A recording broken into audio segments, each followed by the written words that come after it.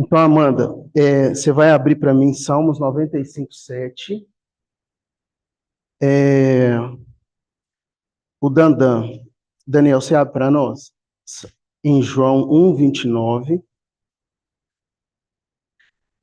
A Tete abre para mim em Isaías 53:6.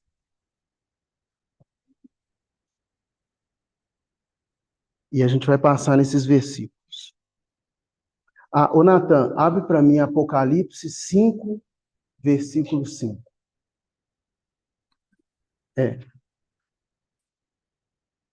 Ó, eu vou passar tudo de novo. Só na hora que você falar que tá ok, eu passo. Tá bom.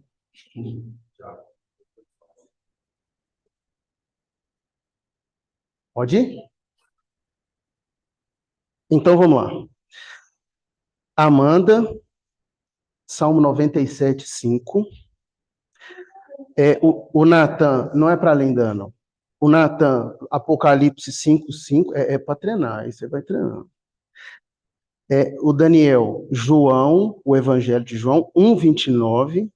E a Esther, Isaías 53:6. Então agora nós vamos Isaías 53, versículo 6. Então nós vamos incluir esses ajudantes aqui para a gente poder falar da ceia do Senhor, né? Então, na verdade, na Bíblia, a gente tem muitos nomes das quais eu sou chamado, né? Rei dos Reis, Senhor dos Exércitos, tantos outros. E a gente também tem na Bíblia características, né? Características são atitudes, né?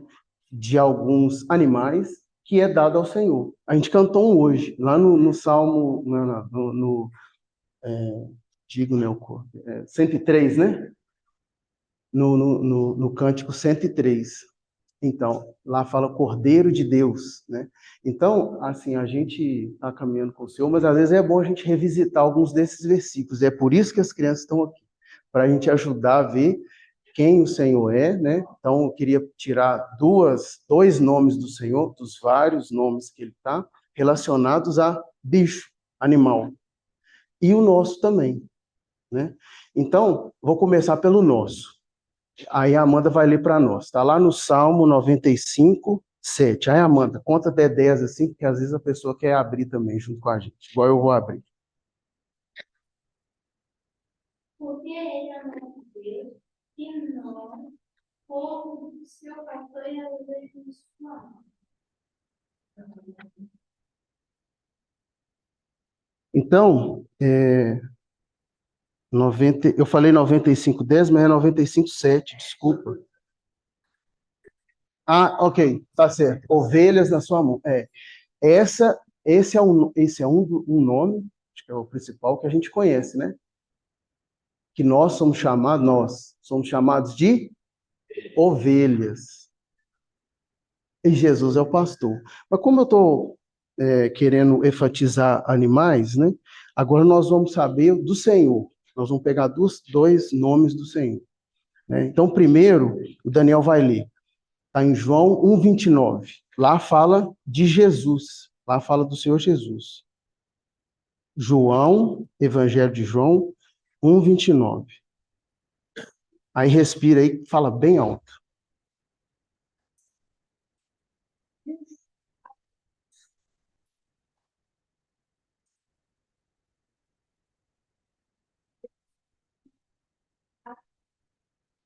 Amém. Cordeiro. O cordeiro, ele é o filho da ovelha. É ovelha também. Então, nós, ovelha, Jesus, ovelha também. Só que Jesus tem um outro nome que eu queria enfatizar aqui, que está lá em Apocalipse 5:5. Aí, Natan, conta até 10 aí para a gente abrir, e aí você lê bem alto.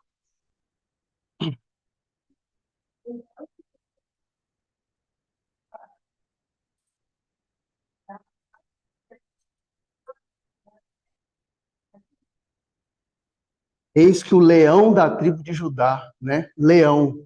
Então, nós somos chamados de ovelha e ovelha mesmo. Nós vamos começar como ovelha e terminar como ovelha.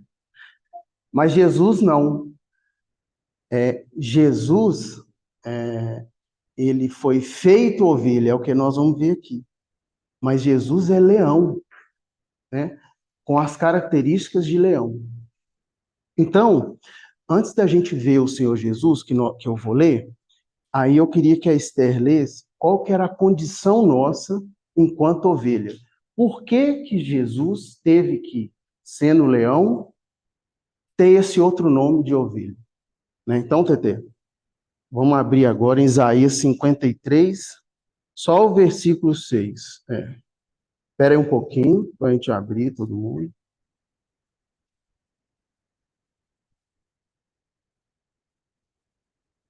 Pode ler. Ó, espera aí.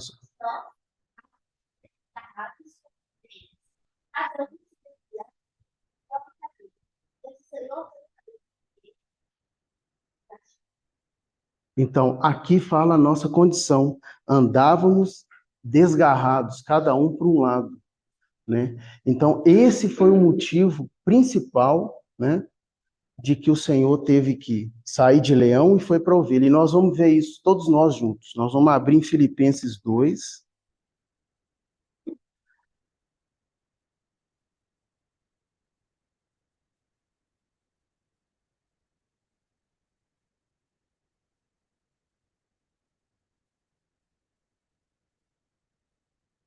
E nós vamos ver isso, nós vamos, né, ver isso, por que que o Senhor fez essa relação, né, de ter esses dois nomes.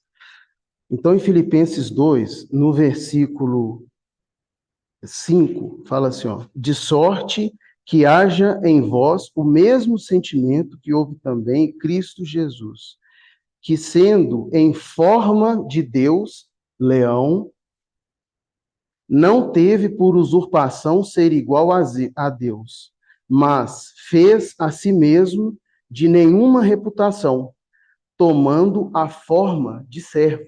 Essa palavra forma é morfê, morfê que fala, né?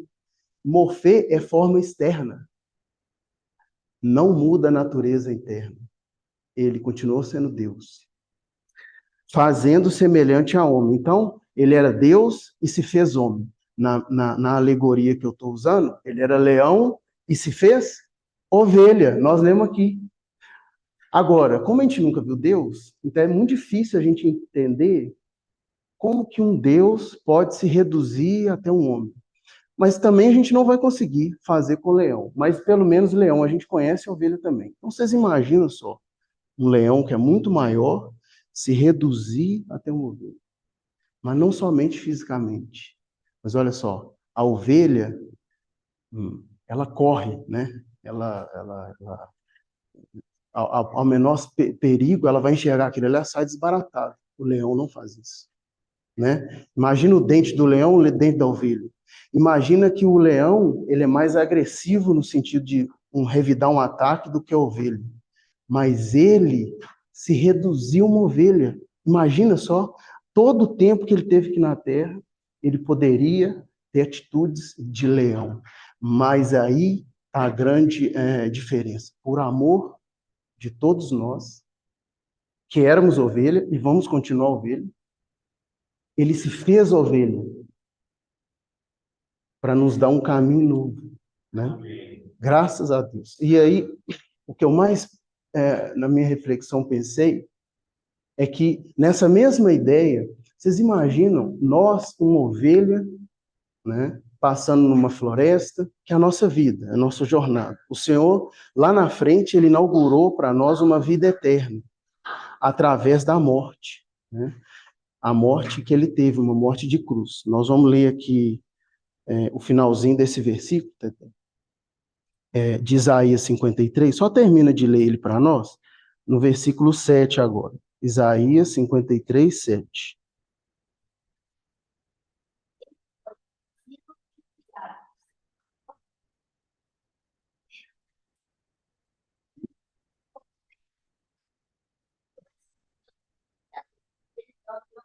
Olha só, ele não abriu a boca. É muito difícil, né? Não tem jeito de uma pessoa de fora falar com a outra para abrir ou não. Ele fez aquilo porque ele quis. Então, o Senhor, sendo leão, ele quis se fazer ovelha, e porque ele fez ovelha, e porque ele pegou todo o pecado dele, por nós. Ah, e cordeiro, é porque o cordeiro tem mais ou menos 1 ano, né? Então, é a idade que lá em Levítico eram feitos aqueles sacrifícios. E o Senhor também foi examinado. Igual uma ovelha é examinada antes de ser morta, o Senhor também foi examinado. E ele passou por isso tudo calado. Um leão que não está acostumado com isso. Imagina, você mexe com um leão, ele te revida. Mas o Senhor foi oprimido, ele foi humilhado. E ele não abriu a sua boca. Ele se reduziu a uma ovelha, né? O leão não é indefeso, a ovelha é indefesa. Mas, nessa jornada nossa, né? A gente está vendo com o Mário as estações do deserto. Você imagina você no deserto, andando como ovelha.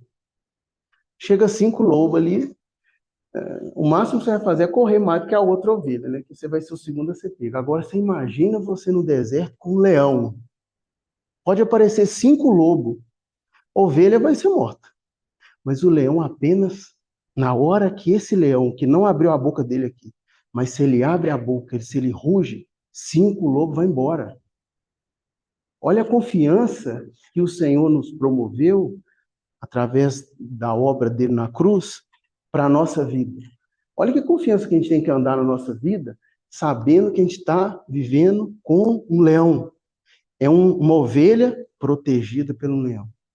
Acho que é essa que eu queria lembrar, trazer aqui hoje, né?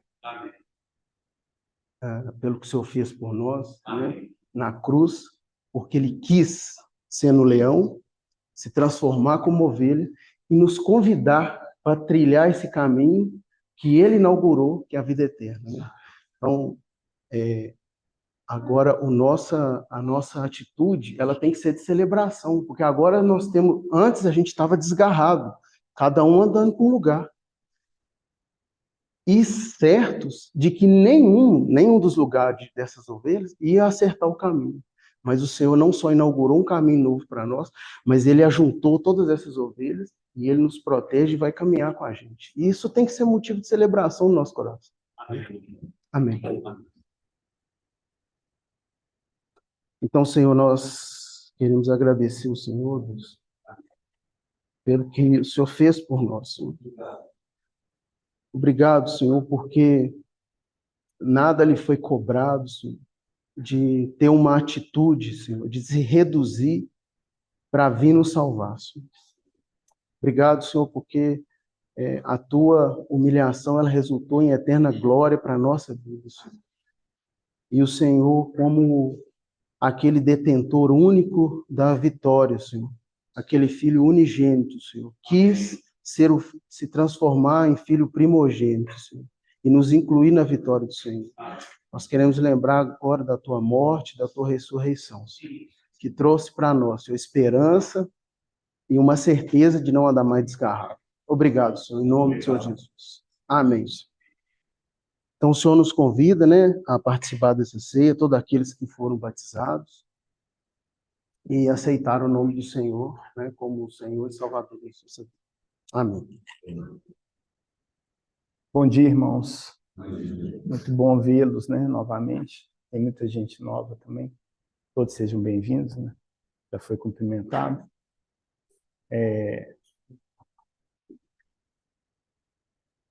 Queria agradecer também a oportunidade, mais uma vez, poder trazer a palavra, né? E agradecer ao Senhor por essa oportunidade e tentar ser abençoador como eu fui abençoado. Falei, estava orando ali, falei, Senhor, eu já fui alimentado quando o Senhor me deu a palavra. Eu queria poder ser esse canal, né? Trazer o alimento para os irmãos. Então, me sustentem em oração para que a gente realmente traga aquilo que o Senhor preparou para nós. Senhor, nós te agradecemos mais uma vez a oportunidade. Glorificamos o teu santo nome, Pai. Nos colocamos diante do Senhor mesmo, Senhor. Como aqueles que aguardam receber o teu alimento, Pai. Como aquelas ovelhas que precisam do pastor, Senhor. Conduz essa reunião, essa palavra. Coloque as palavras adequadas, Senhor. Traga a atenção de todos, Senhor, um coração aberto, ó Pai. E que realmente tudo que for falado seja para glorificar o teu nome, Senhor. É o nosso pedido ao Senhor, no nome de Jesus. Amém, Senhor. Há algumas reuniões atrás, eu, já um pouco distante, eu falei sobre José. E a mensagem era principalmente voltado para os nossos jovens, né, de como o Senhor reservou alguns personagens na palavra que poderiam ser um modelo para nós vivermos na contemporaneidade a partir do que eles viveram no passado. E naquele contexto, então, eu falei sobre as idades de José, que basicamente a gente poderia dividi-las em três, e de como o Senhor tornou a vida de José, todo o caminho dele, um ensino e um preparo para os desafios que ele receber ao longo da vida dele. Então, ele saiu de casa aos 17 anos e não mais voltou, né? Ele morreu com 110 anos. Essa primeira idade, então, que vai de 17 até 30 anos, foi um caminho que o Senhor preparou para todo o desafio que o Senhor entregou para ele, que era governar o Egito. E governar o Egito, né, que era uma grande civilização à época, um grande império, e governar no meio de um caos, né? Primeiro teve os anos de abundância, mas depois vieram os anos da fome, e eles foram terríveis. E o Egito foi aquele epicentro ali, e voltaram para ele as nações próximas para buscar o sustento e o alimento. E ele foi aquele grande celeiro, né, para aquele mundo. E basicamente, naquele contexto também eu falei sobre a preparação dele, daquilo que seria para a administração, para as questões da fidelidade dele ao Senhor e também para a autoridade. Hoje, então, a gente não vai seguir especificamente isso, mas o Senhor acrescentou alguns outros personagens nessa jornada, mas essa palavra de hoje especificamente não seria específica para os jovens, mas para toda a igreja, para a nossa assembleia, para os nossos dias, né, que a gente tem vivido. E eu fiz um pequeno roteiro aqui, obrigado.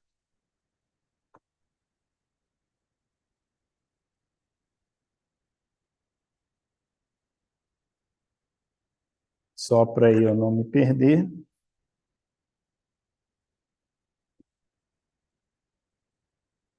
Então, vou pedir aos irmãos que abram inicialmente.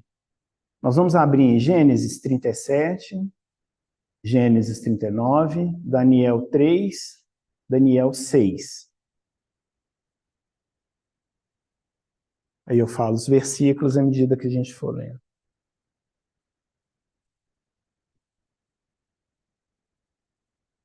Gênesis 37, gostaria que os irmãos acompanhassem a leitura dos versículos 23 e 24.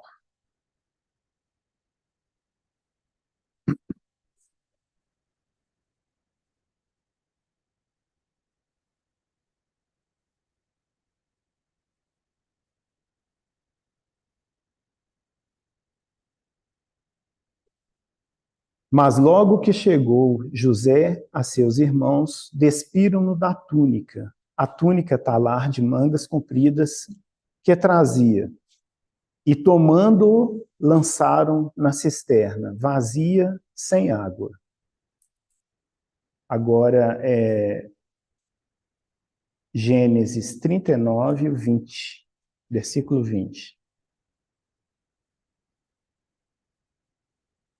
E o Senhor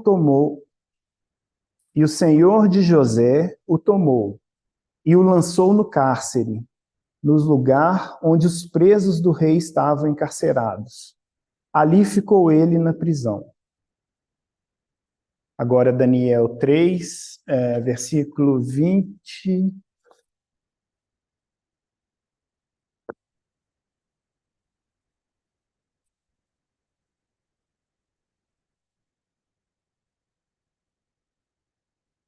E 21.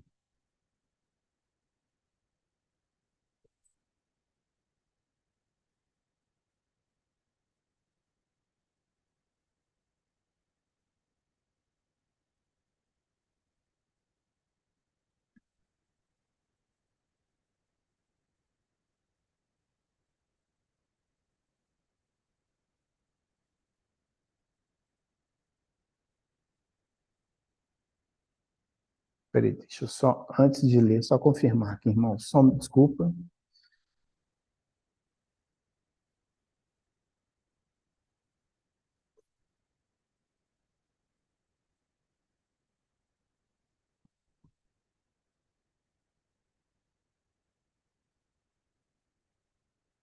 Isso mesmo. Ordenou aos homens mais poderosos que estavam no seu exército que atassem a Sadraque, Mesaque e Abednego e os lançassem na fornalha de fogo ardente. Então estes homens foram atados com seus mantos, suas túnicas e chapéus, e suas outras roupas, e foram lançados na fornalha, sobremaneira acesa. E agora Daniel 6, 16 e 17.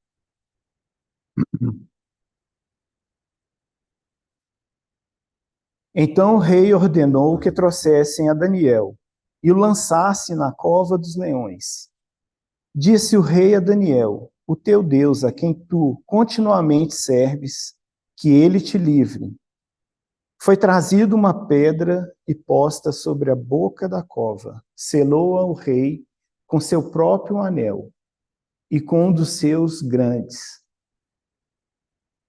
para que nada se mudasse a respeito de Daniel. Senhor, mais uma vez nós pedimos mesmo que o Senhor nos guie, fale ao nosso coração, Senhor, e conduza essa palavra, Senhor, para a glória do teu santo nome, que nós possamos, Senhor, sair daqui alimentados ao nosso pedido, no nome do Senhor Jesus. Amém, Senhor. Os 4 versículos que nós lemos, então, as 4 passagens que nós lemos, elas falam sobre lançar, né? E aí, se precisar, podem voltar cada um no versículo, né? Se tiver marcado, senão eu repito aqui, se precisar. Mas esse lançamento nós temos, então, José sendo lançado por 2 vezes em 2 lugares diferentes. O primeiro, a cova, o segundo, o cárcere. Depois nós temos Sadraque, Mesaque e Abednego sendo lançado numa fornalha. E depois nós temos o 5º personagem, que seria Daniel, sendo lançado numa cova dos leões. E aí eu queria compartilhar com os irmãos, então, aquilo que foi depositado no meu coração e a razão desses lançamentos aos olhos do Senhor. Primeiramente, a gente, quando passeia na vida desses 5 personagens, a gente observa muitas características em comum. Mas a principal e a mais importante deles agora, para a gente começar a analisar, é que todos tinham uma vida irrepreensível diante do Senhor. Todos eles tinham uma vida irrepreensível diante do Senhor. Eles foram submetidos a estímulos diversos do mundo naquela época. E aqui eu queria só um exercício rápido também, paralelo a isso, que nós, quando falamos de época, né, a Bíblia, evidentemente, ela é atemporal, mas ela possui contextos, né? E para que a gente, então, hoje, visitando ou revisitando uma palavra que foi deixada para nós há tanto tempo, que também tinha um contexto próprio, a gente tente, então, entrar naquele contexto. É um desafio que eu proponho para a gente. Para isso, eu desenho um cenário aqui. Um perito criminal, quando ele recebe uma missão de periciar um local, ele precisa que aquele local esteja estéril. Estéril de outras informações, além daquelas que já foram depositadas no cenário do crime. Então, é lacrado o local do crime e ninguém deve entrar ali, o mínimo de pessoas, e até aqueles que entrarem, eles têm que ter todo um equipamento próprio para não contaminar aquele local. Por exemplo, sapatos, né? Para não trazer a poeira, o contaminante de outro local para aquele local, ele tem que ser isolado. Fazendo, então, essa comparação, no momento que nós revisitarmos esse contexto aqui, eu gostaria, então, que a gente deixasse as nossas realidades, as nossas interpretações do mundo que a gente vive e vê, mas que não mudou o Deus nem a palavra, ela é para sempre, mas que a gente voltasse naquele cenário, então. No cenário da fornalha, no cenário da cova dos leões, no cenário da cisterna, e no cenário ali do cárcere. Mas não com o nosso olhar de agora, mas no contexto daqueles irmãos que tiveram ali, e que foram fiéis e achados de forma irrepreensível. Então, feito esse pequeno parênteses, a gente continua. Eles, então, tinham uma vida totalmente repreensível aos olhos do Senhor, e foram achados, quando inquiridos, todos eles sem culpa. E por isso eu selecionei, então, 10 características que a gente poderia colocá-las comuns a eles. A primeira delas, a gente pode fazer um exercício juntos de falar a característica e ir no versículo, para a gente entender na palavra, ou fala todos e aí, como dever de casa, cada um volta lá e procura. Podem ficar à vontade em falar qual que é o melhor. A primeira característica, então, todos eles foram tirados da sua terra e levados em cativo. Os 5. A segunda característica, eles eram jovens, eram inteligentes e todos temiam o Senhor. A terceira característica, eles foram conduzidos para 2 grandes civilizações, 2 grandes impérios, o egípcio e o babilônico. E aqui, né, a gente tem a linearidade do tempo, mas a gente tem os eventos divididos com intervalos de tempo que os separam. Em José, que nós temos 2 eventos que a gente está comentando aqui, a cisterna e o cárcere. Eles estão no momento histórico, então dá um lapso temporal, a gente tem os outros eventos da fornalha e da cova dos leões.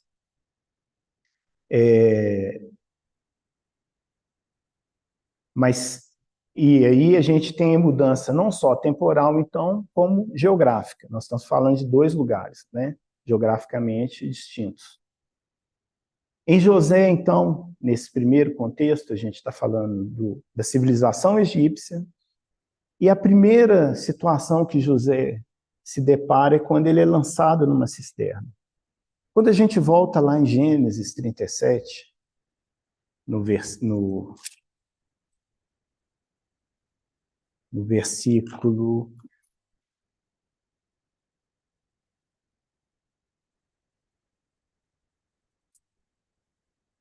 no 37, 23, né? No 24, perdão, que fala que ele foi tomado e lançado na cisterna, vazia, sem água. O local que ele foi lançado estava num deserto. Uma cisterna no deserto, vazia, sem água, eu não sei qual era a profundidade qual era a altura da cisterna, mas a gente pode pensar num trauma nessa queda. Ele foi lançado. E a Bíblia não relata que ele teve trauma. Ela estava vazia. Volto a falar, eu não sei qual era a altura da cisterna, mas alguém que é lançado em qualquer patamar inferior, até da própria queda nossa, da própria altura, a gente costuma ter um trauma.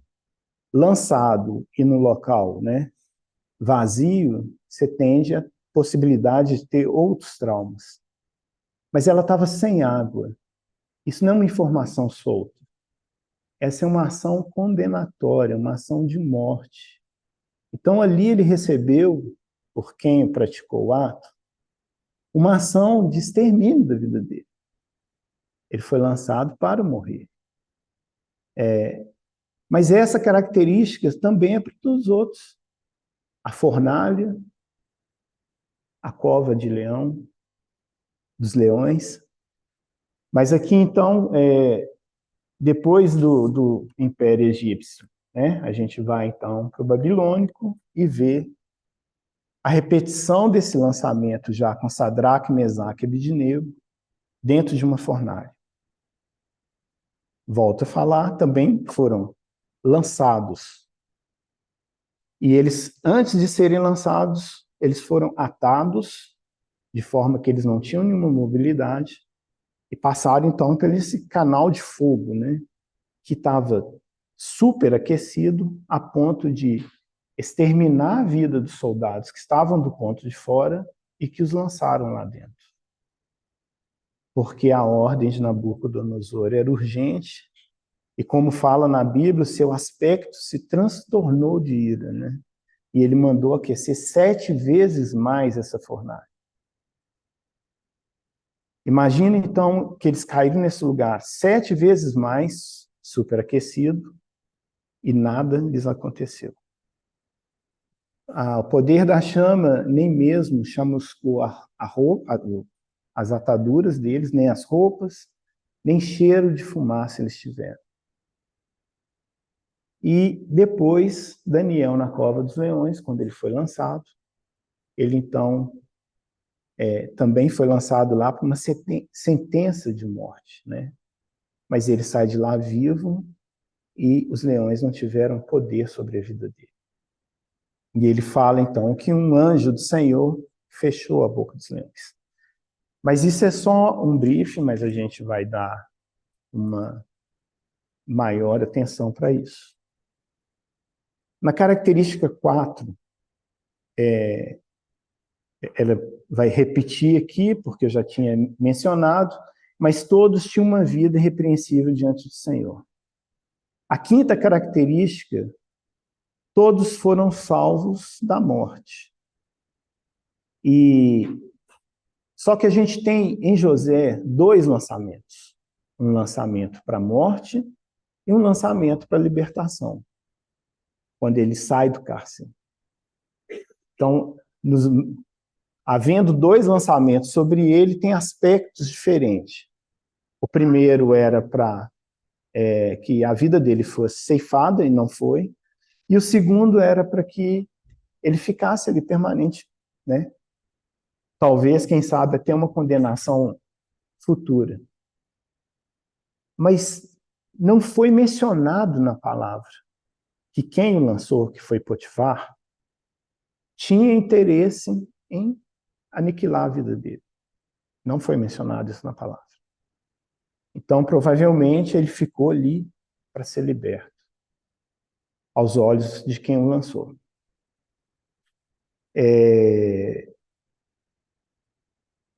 A 6ª característica é que todos eles foram colocados em uma posição elevada, depois de saírem desses locais. De condenados à morte, eles foram elevados.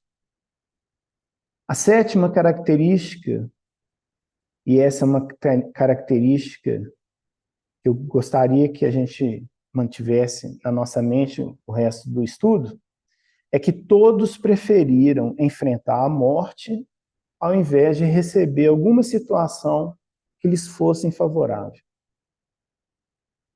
A 8ª característica é que José e Daniel, eles foram colocados na mesma posição de serem o segundo no reino. A 9ª característica é que José e Daniel recebeu visão do que haveria de acontecer com um profundo impacto na vida do homem e da igreja, respectivamente. A 10ª característica é que nenhum deles abandonou o Senhor. E aí, quando terminou essa lista de características, vem uma pergunta no meu coração. Qual era o propósito do Senhor nesses eventos? E aí a gente vai trabalhar um pouco para entender qual que era esse propósito do Senhor.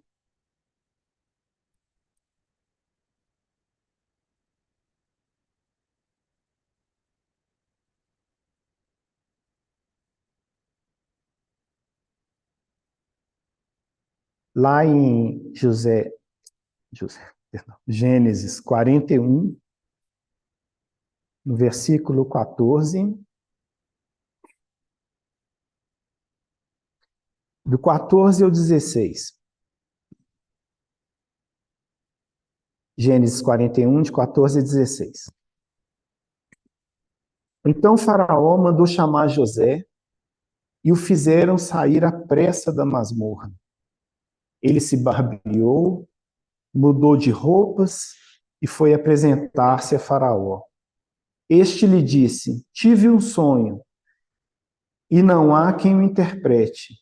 Ouvis dizer, porém, a teu respeito, que quando ouves um sonho, podes interpretá-lo. Respondeu-lhe José: não está isto em mim, mas Deus dará resposta favorável a Faraó.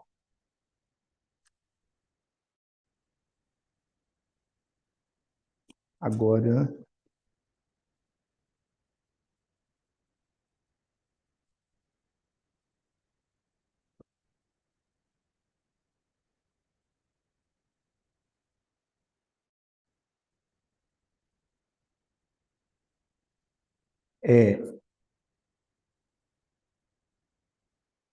primeiro Daniel, capítulo 1, versículo 17.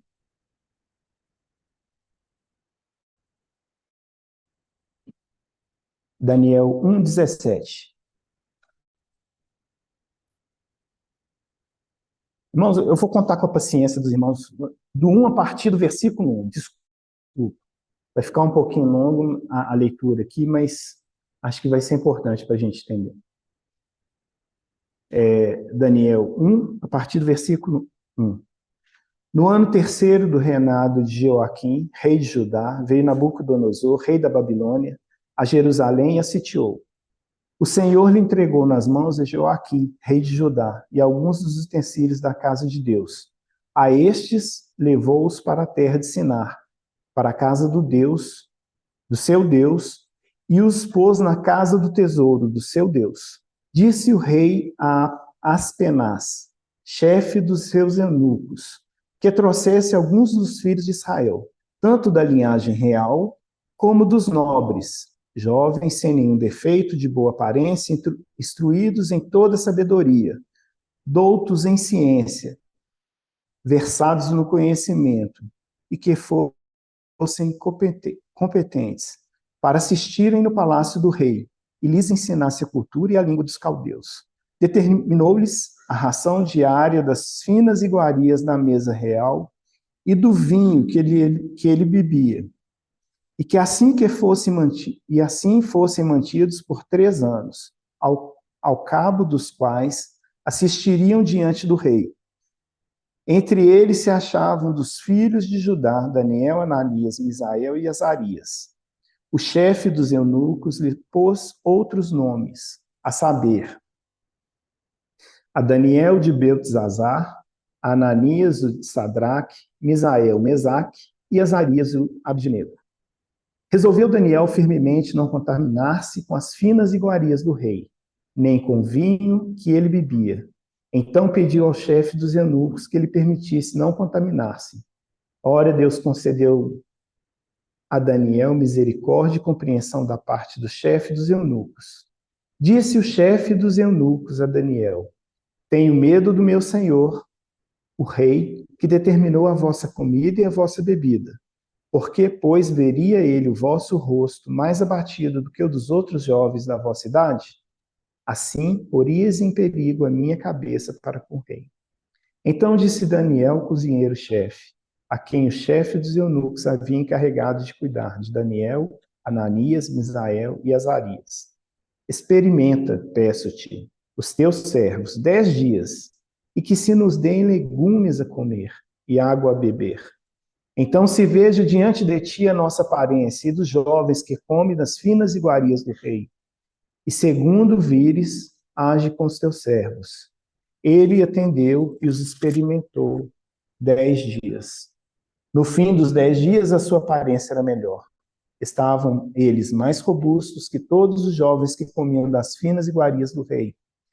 Por isso, o cozinheiro-chefe tirou-lhes deles as finas iguarias e o vinho, que deveriam beber, e lhes davam legumes. Ora, a estes 4 jovens Deus deu o conhecimento e a inteligência em toda cultura e sabedoria. Mas a Daniel deu inteligência de todas as visões e sonhos. E aí, a partir do capítulo 2, a gente tem quando Nabucodonosor, se os irmãos lembrarem, se não só para relembrar, Nabucodonosor tem um sonho terrível, ele não fala qual é o sonho e exige que lhe seja revelado. Ninguém entre os magos e os, né, que tinham o encargo de fazer esse serviço deu conta de revelar. Foi chamado, então, os caldeus, que também não deram conta, e ninguém, então, conseguia revelar. Nabucodonosor, inflexível, continuava exigindo que lhe fosse revelado o sonho, senão ele executar todos os magos e sábios, por determinação dele, todos seriam extintos. E aí a informação chegou a Daniel e ele se dispôs a falar com o rei, pediu um tempo. E a Bíblia agora menciona uma parte muito interessante. Então vamos lá, a partir do capítulo 2, versículo 17. Essa é a ideia. Daniel, então, recebe a missão e olha o que ele faz. Então Daniel foi para casa e fez saber o caso a Ananias, Misael e Azarias, seus companheiros, para que pedissem misericórdia ao Deus do céu sobre este mistério, a fim de que Daniel e seus companheiros não perecessem com o resto dos sábios da Babilônia. Então foi revelado o mistério a Daniel numa visão de noite. Daniel bendisse o Deus do céu. Disse Daniel. Aliás, só um pequeno parênteses. Sempre que Daniel ora, nosso coração fica, né, em pedaços com a profundidade da oração de Daniel. Disse Daniel, seja bendito o nome de Deus, de eternidade a eternidade, porque dele a sabedoria e o poder. É ele quem muda o tempo e as estações. Remove reis e estabelece reis. Ele dá sabedoria aos sábios e entendimento aos inteligentes. Ele revela o profundo e escondido. Conhece o que está em trevas e com ele mora a luz. A ti, ó Deus, de meus pais, eu te rendo graças e te louvo, porque me deste sabedoria e poder, e agora me fizeste saber o que te pedimos, porque nos fizeste saber este caso do rei. Então, os passos seguintes, Daniel vai diante do rei e revela o mistério. E qual é a resposta de Nabucodonosor? Lá a partir do 46. Então o rei Nabucodonosor se inclinou e se prostrou, rosto em terra, capítulo 2, a partir do 46. Rosto em terra perante Daniel, e ordenou que lhe fizessem oferta de manjares e suaves perfumes. Disse o rei a Daniel, certamente o vosso Deus é o Deus dos deuses, e o Senhor dos reis, e o revelador de mistérios, pois pudeste revelar este mistério. Então o rei agradeceu a Daniel e lhe deu muitos e grandes presentes, e o pôs por governador de toda a província da Babilônia, como também o fez chefe supremo de todos os sábios da Babilônia. A pedido de Daniel, constituiu o rei a Sadraque, Mesaque e Abednego sobre os negócios das províncias da Babilônia. Daniel, porém, permaneceu na corte real. E agora, a gente ainda continua com a pergunta: qual é o propósito do Senhor em todos os eventos? Mas só para relembrar, porque eu falei muito, desculpa, os 2 versículos principais eram que, tanto em José, Faraó reconhece que era um Deus que havia, porque José deixou claro que era um Deus que havia dado aquele poder, e Nabucodonosor fica também claro para ele que não são nem os deuses, nem os magos, e que o poder que vem de Daniel vem do Deus dele. E já, ainda em Daniel, mas já em outro período, né, dinástico, ou de outro imperador, mas que o nome não é exatamente esse, né, mas na época de Dario, a gente vai ter a situação da cova dos leões. Então, Daniel 6,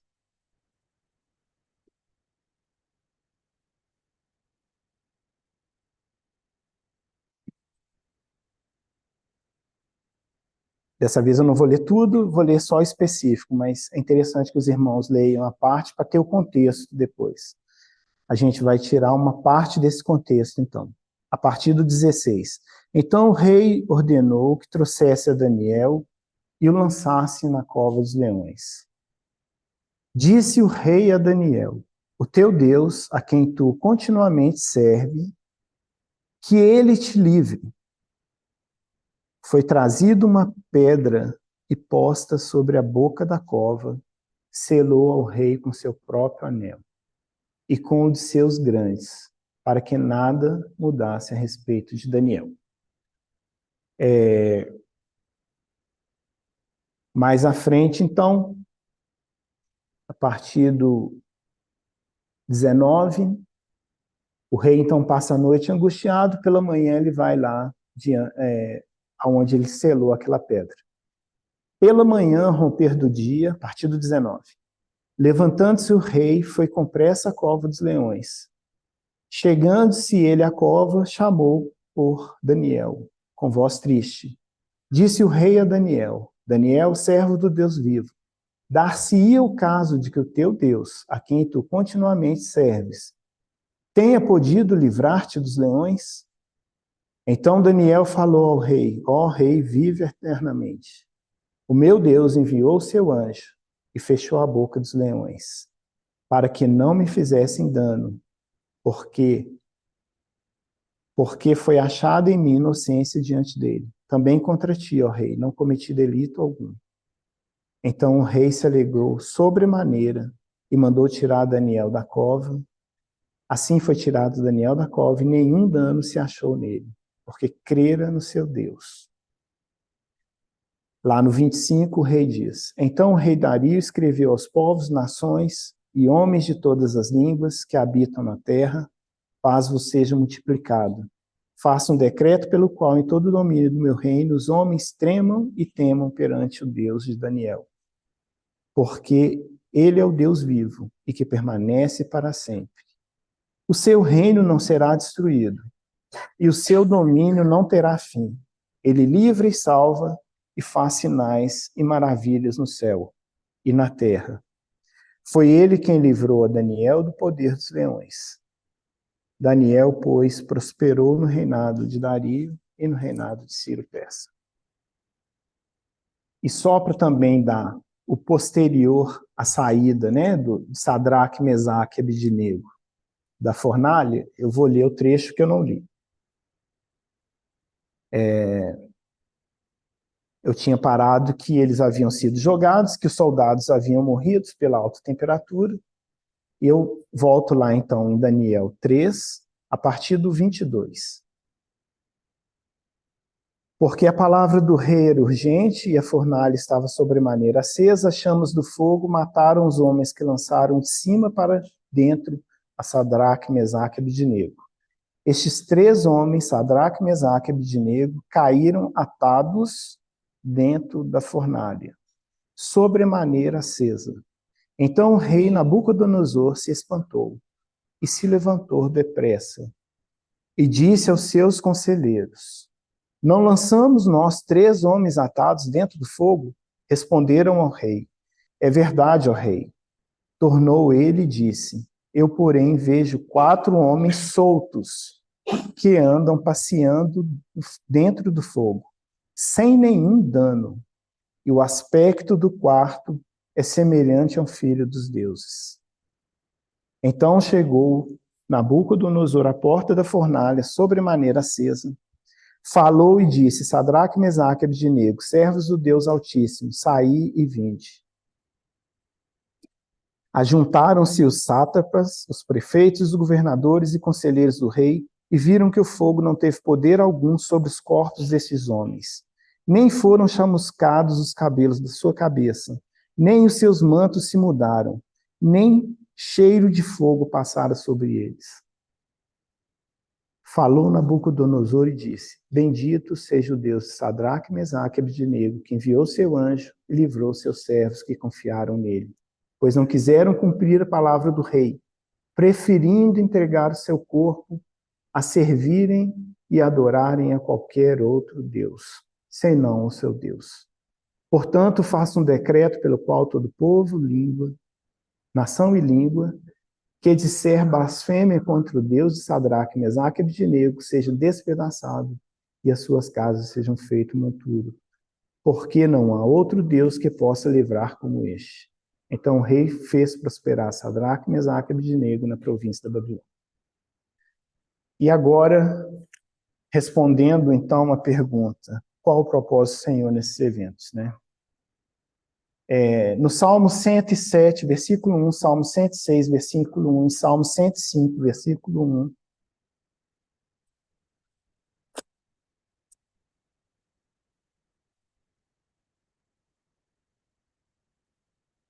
Cento e sete, 1. Rendei graças ao Senhor, porque Ele é bom e a sua misericórdia dura para sempre.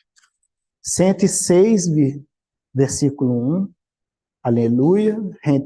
Rendei graças ao Senhor, porque Ele é bom, porque a sua misericórdia dura para sempre. 105, versículo 1. Rendei graças ao Senhor, invocai seu nome, fazei conhecidos entre os povos os seus feitos. Qual o propósito do Senhor nisso?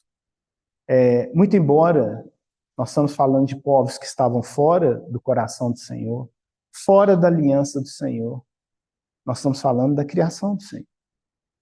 Eram iníquos, eram pessoas idólatras, eram pessoas que não criam, mas de alguma forma o Senhor mostrou quem Ele era para eles.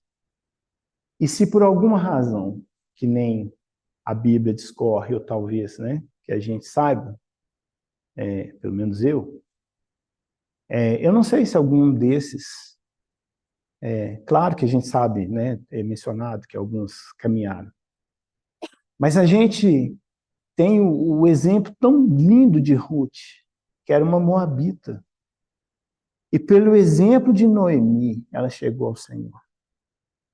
Então, o Senhor mostrou a face dele para todos esses, pela fornalha, e a gente pode ver que é só situação que não tem como fazer nada. Só situação que não existia o que fazer. Por isso que eu falei, era uma situação condenatória. A cisterna, a fornalha, a cova de leão, todas eram uma sentença de morte, porque não havia o que fazer. Mas um detalhe interessante, e aqui é só para terminar, a gente vai terminar dentro do tempo, mas eu queria estabelecer aqui o contraponto do que foi lido com um irmão muito precioso, talvez os irmãos vão ficar um pouco assustados, mas com Elias. Para a gente ver, e por isso que eu comecei falando, né, qual que era o propósito do Senhor, a relação para conosco nos nossos dias, para com a nossa Assembleia, para com a igreja hoje. E a palavra que salta aos olhos é a misericórdia. Misericórdia e os remanescentes. E sobre esses dois aspectos, então, a gente vai discorrer nessas poucas análises finais aqui até concluir. 1 Reis 19, versículo de 1 a 18.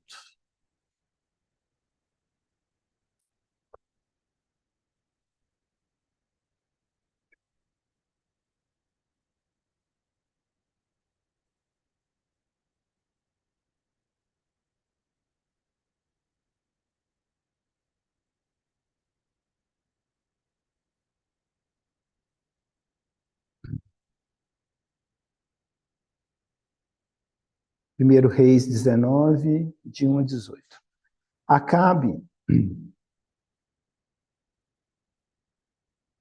Acabe fez a saber a Jezabel tudo quanto Elias havia feito e como matara todos os profetas à espada.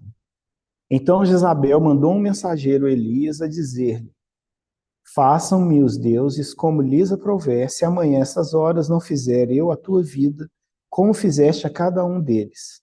Temendo, pois, Elias levantou-se e, para salvar a sua vida, se foi e chegou a Berseba, que pertence a Judéia, e ali deixou seu moço. Outra palavra-chave, ele mesmo porém, se foi ao deserto caminho de um dia, e veio e se assentou debaixo de um zimbro e pediu para si a morte, e disse: Basta, toma agora, ó Senhor, a minha alma, pois não sou melhor do que meus pais. Deitou-se e dormiu debaixo do zimbro. Eis que um anjo tocou-lhe e disse: Levanta-te e come. Ouviu ele e viu, olhou ele e viu, junto à cabeceira, um pão cozido sob pedras em brasa e uma botija de água. Comeu, bebeu e tornou a dormir. Voltou segunda vez o anjo do Senhor, tocou-lhe e disse: Levanta-te e come, porque o caminho te será sobremodo longo. Levantou-se, pois, comeu e bebeu, e com a força daquela comida caminhou 40 dias e 40 noites até Horebe, o monte de Deus. Ali entrou numa caverna, onde passou a noite. E lhe veio a palavra do Senhor e lhe disse: Que fazes aqui, Elias? Ele respondeu: Tenho sido zeloso pelo Senhor, Deus dos exércitos, porque os filhos de Israel deixaram a tua aliança, derribaram os teus altares e mataram os teus profetas à espada. E eu fiquei só, e procuram tirar minha vida. Disse-lhe Deus: Sai e põe-te neste monte perante o Senhor. Eis que passava o Senhor e um grande e forte vento fendia os montes e despedaçava as penhas diante do Senhor. Porém, o Senhor não estava no vento. Depois do vento, um terremoto, mas o Senhor não estava no terremoto. Depois do terremoto, um fogo, mas o Senhor não estava no fogo. E depois do fogo, um cicio, um vento, né? Tranquilo e suave. Ouvindo Elias, envolveu o rosto no seu manto e saindo, pôs-se-lhe à entrada da caverna. Eis que lhe veio uma voz e disse: Que fazes aqui, Elias? Ele respondeu: Tenho sido extremo zeloso pelo Senhor, Deus dos exércitos, porque os filhos de Israel deixaram a tua aliança, derribaram os teus altares e mataram os teus profetas à espada. E eu fiquei só e procuram tirar minha vida. Disse-lhe o Senhor: Vai e volta ao teu caminho, para o deserto de Damasco. E em chegando lá, um Jezael, rei da Síria, a Jeú, filho de Lince, um Girás, rei sobre Israel, e também Eliseu, filho de Safate, de Abel-Meolá, um Girás profeta em teu lugar. Quem escapar a espada de Azael, Jeú matará. Quem escapar a espada de Jeú, Eliseu matará. Também conservei em Israel 7.000, todos os joelhos que não se dobraram a Baal e toda a boca que não beijou. Concluindo, então, irmãos, propósito do Senhor, e eu queria aqui que a gente fizesse um pequeno exercício. Se a gente trocasse Elias pela igreja, esse mesmo trecho, com esses mesmos elementos, se nós trocássemos pela igreja, se nós trocássemos pela nossa reunião, se nós trocássemos por nós. Primeira situação, Elias tentou salvar a própria vida, como fala aqui. E por tentar salvar a própria vida, ele tomou por si só uma direção. Ele foi para um caminho que ele achava que era o caminho que devia. E, evidentemente, que a gente tem um quadro de depressão aqui no caminho, mas a gente tem alguém que estava chocado, assim, como que a palavra do Senhor vai extinguir? Mas ele só olhou para ele. E por isso ele desanimou e pediu para si a morte. E o corpo do Senhor? Quando a gente tem desanimado? Quando a gente tem tentado tomar o caminho sem a direção do Senhor? É por isso que eu acho que cabe uma substituição, evidentemente figurativa, tirando Elias e colocando a igreja aqui, com esses elementos. Por quê?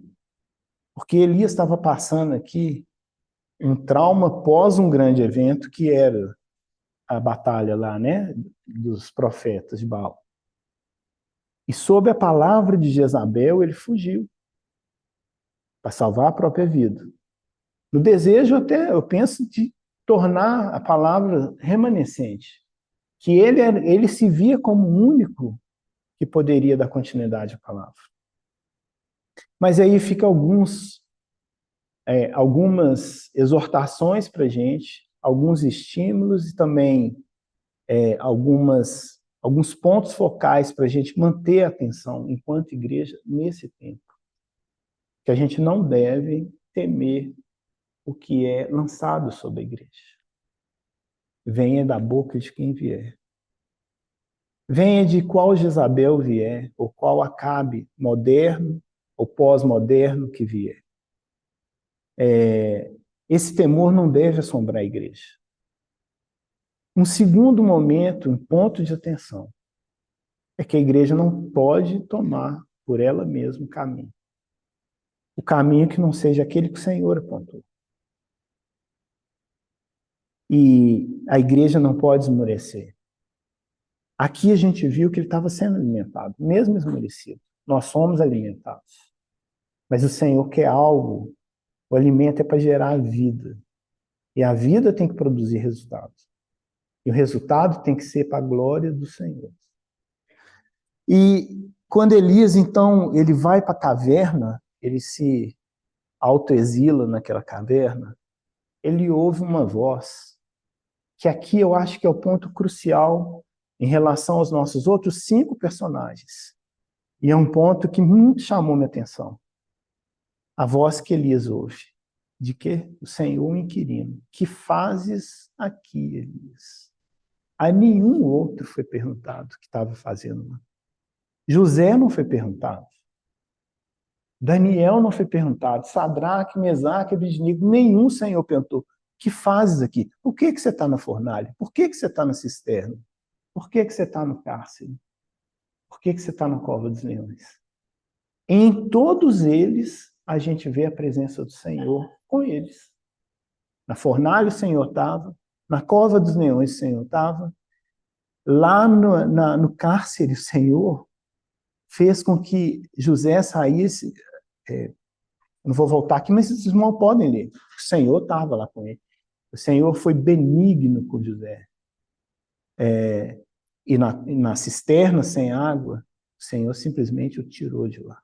Usando as mesmas mãos que o lançou lá, o Senhor fez com que eles o tirassem. Agora Elias entra num lugar pelas próprias pernas e o Senhor então pergunta para ele, por que você está aqui? E se a igreja entrar por um caminho que não é do Senhor, e a gente ter que ouvir essa pergunta, o que vocês estão fazendo aqui? Elias então tentou responder. Mas também a gente vê o coração de Elias, e por isso era Elias, porque ele, quando o Senhor falou, lá no versículo 13, está escrito, ouvindo, envolveu o rosto no seu manto e saindo. Ah, gente, quando a gente entra nas nossas cavernas, a gente tem dificuldade de sair. Mas Elias, ele estava em sofrimento, mas ele ouviu a voz do Senhor dele, ele saiu. Ele não ficou na caverna. Então, se a igreja tomar um rumo que não seja do Senhor, a gente precisa ainda distinguir a voz do nosso Senhor. Como foi falado no Partido Pão, a voz do nosso pastor. A gente precisa ouvir, porque vão ser múltiplas vozes, mas a gente não pode perder a voz do nosso pastor. Essa assembleia não pode perder, a igreja não pode perder, os jovens não podem perder. E o Senhor, então, de novo pergunta o que faz lá, e quando ele termina o relato, o Senhor dá uma ordem interessante. Vai, disse-lhe o Senhor, volta ao teu caminho para o deserto de Damasco.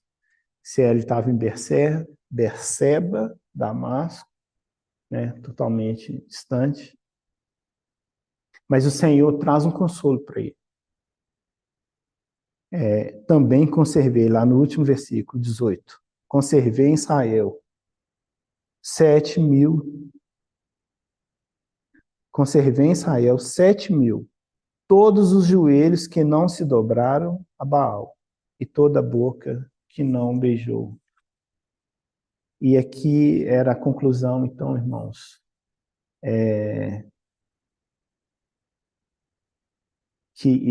eu coloquei como uma pergunta, né? Quem poderá ser achado entre os remanescentes?